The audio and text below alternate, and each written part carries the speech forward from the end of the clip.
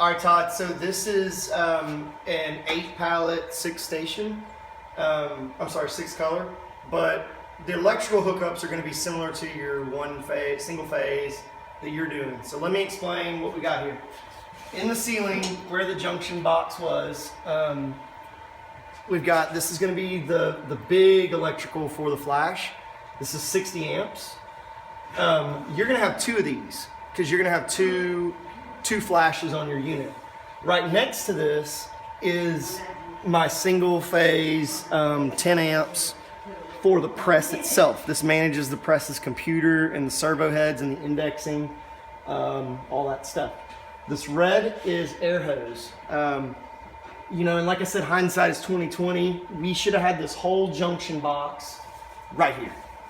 So this is what I mean by, like, if you make some last minute changes, you know, you can just pin this to the ceiling and then have it vertically drop down. And then there's a hole in the top of the rock. All this stuff just gets zip tied together and gets dropped down and goes inside. Now on the base itself,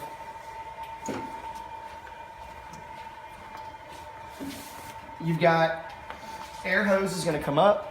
So it's coming from the ceiling, down under, through the bottom center of the press, and then up through here. So this is the final regulator. You're going to have a regulator by your compressor, but this is the final regulator and air vent. On 3-phase presses, it's just one wire that goes into the press. You and I are both single phase, so that's why we have multiple wires going in. On a 3-phase, there's a connection here that you plug the flashes in. You and I don't have that. We're gonna have this plate that covers that, and here's what ours looks like. So big 60 amp wire comes into the rock, comes through the center spindle, comes out down here, and this is where the flash plugs into. So this is like a big, huge industrial port. So it'll be hardwired and just lives up against the press. So all the wires are underneath the functioning area. None of the wires are like out in the aisle for your guys to trip on. So from the ceiling down through the press and then scattered out about. So hopefully that'll help with the electrical side on it. Let's look at the dryer real quick just so you can kind of anticipate what you're gonna need there.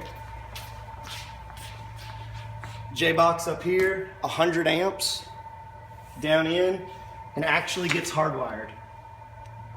So this will be hardwired in. There's a main breaker on this panel just like there is on the rock itself. Also too, this is the vent. Give me a quick show of that. 6-inch vent tube, and this is just an insulated vent cover. So this will go on. You don't have to buy an insulated one, but it helps with the sound pretty dramatically. And then up and out the building or into the attic space. The actual heat that's leaving here is not incredibly hot. It's like 140 to 180 degrees. So you don't have any worry about it like being melty on here, but you do want to get that out because that would be just more heat or shock. All right, if you have any questions, let me know.